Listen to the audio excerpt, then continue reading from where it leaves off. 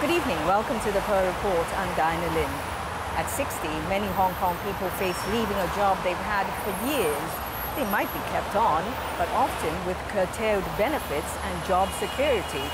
Or they might end up jobless and having to fund a retirement that might last 20 years or more. As producer Chris Lincoln reports, Hong Kong has no standard retirement age, but it seems too many people are out of work too soon.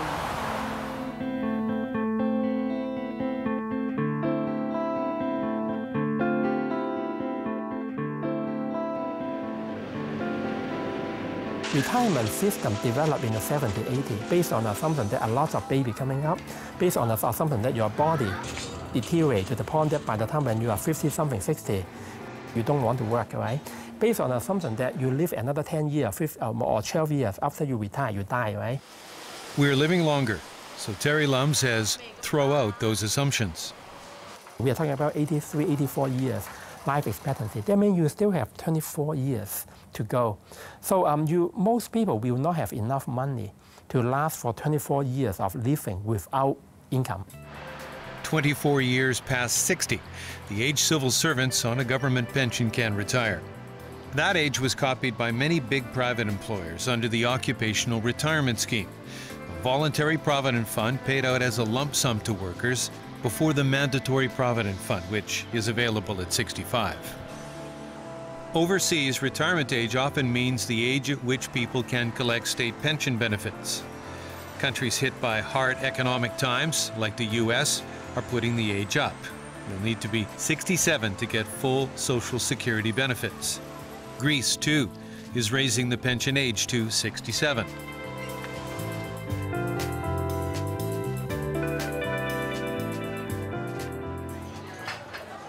At 67, Francis Moriarty has just left the RTHK radio newsroom. But not work. He can't afford to. I need to work in order to just keep on surviving. He was with the government broadcaster for 19 years, initially on a departmental contract paid on par with civil servants, before non-civil service contracts and pay cuts were brought in. I didn't get housing or medical or dental or pension or any of those other things. He did get an MPF and years working as a political reporter. The reason I went to work at RTHK is because the then news director called me up and said, "We'd like you to come to work for us, and your job would be to be the chief reporter covering the handover." And that was in the mid-1990s. I really like what I do. I like the topics I cover. Like Hong Kong's controversial last governor, Chris Patten.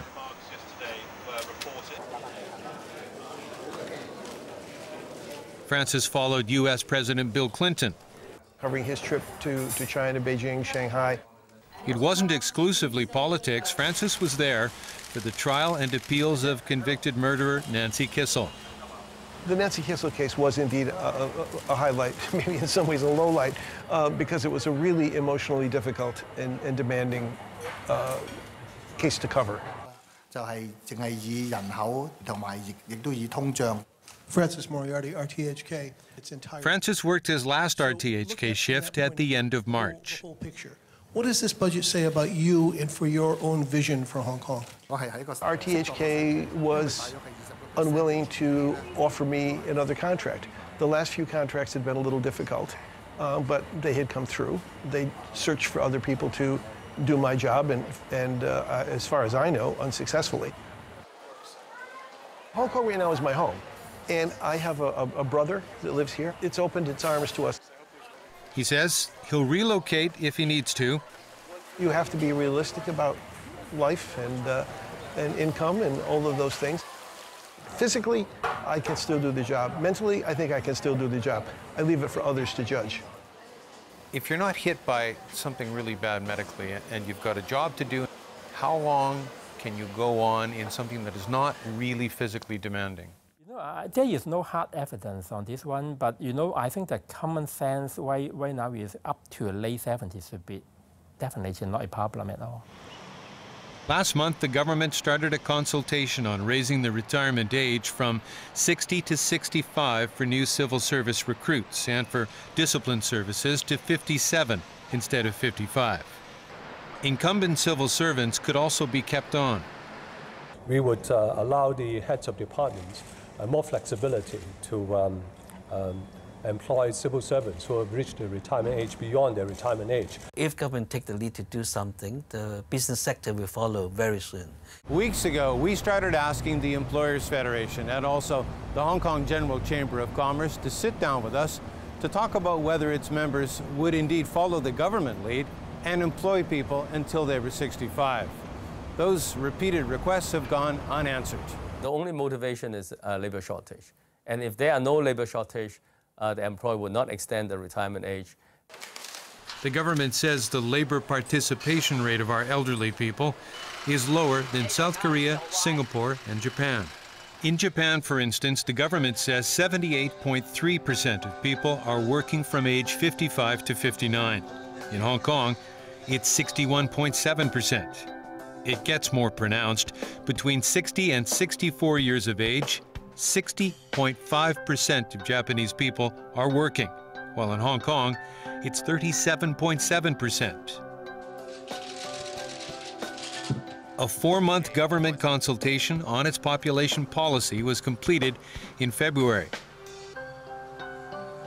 It posed questions on how to increase the fertility rate, how to train people here for jobs employers can't find people for, how to speed up the import of labor, and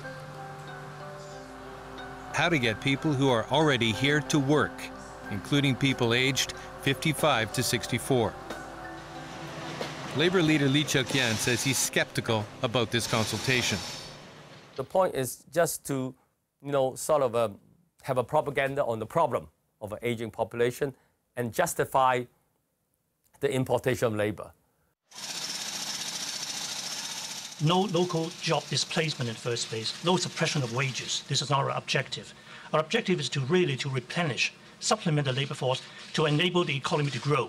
Once you open the door, gradually they will try to get it wider and wider. The government recently announced plans to speed up imported labor for infrastructure projects, and it's looking at other sectors. Retail and catering industries and healthcare industry. This is the Hugh Guang Nursing Center in To Kwa Wan. The operator says most of the residents are on welfare. The government buys 1/3 of the places here to subsidize the service. To get that money, the operator has to have extra staff. We need to hire the number of staff is about 3 times of a normal privately run elderly center. Many patients here are bedridden.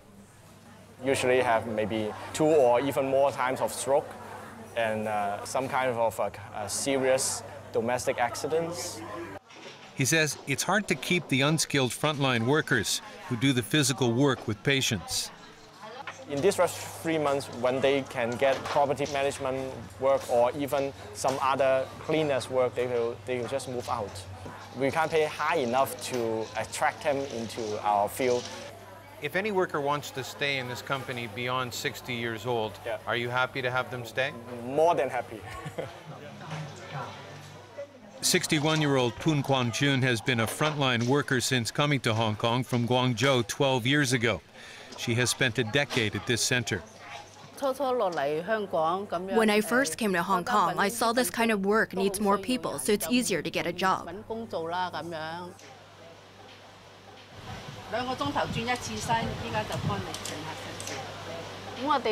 We work 12 hours from 7 a.m. to 7 p.m.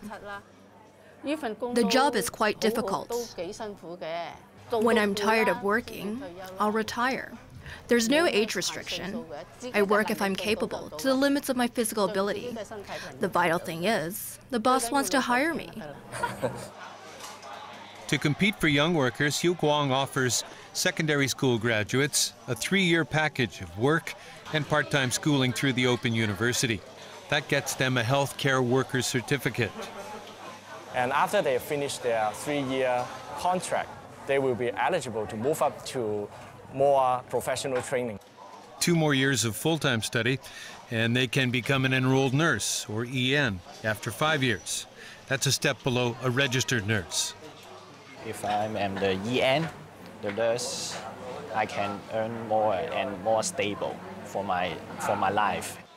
As of April 1st, the government is permitting Hugh Kwong and other subsidized old folks' homes to import mainlanders for frontline work only. Chong Kim-Wah at PolyU says government should extend the working age to 65, not only for civil servants. But for those subvented bodies, for those statutory bodies, that means people who are paid by the government in the salary, it up to more than 340,000 people.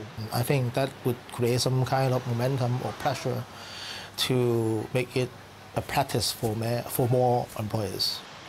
That might be teachers at government schools or hospital authority nurses. The catch there is, nurses might not want to stay past 60. Working as a nurse, in general, is a very stressful profession. When you get more older, you get more senior, and you get more stress. Most of my colleagues, they prepare to retire at the age of 60. Because I believe, financially, they're okay. That idea of the countryside as escape from the city is actually not a very recent one. Shut down at 60. 18 years after my PhD, I feel as though I'm, still at the top of my game, and I certainly don't feel that it's time to bow out. More on that after the break. Stay with us.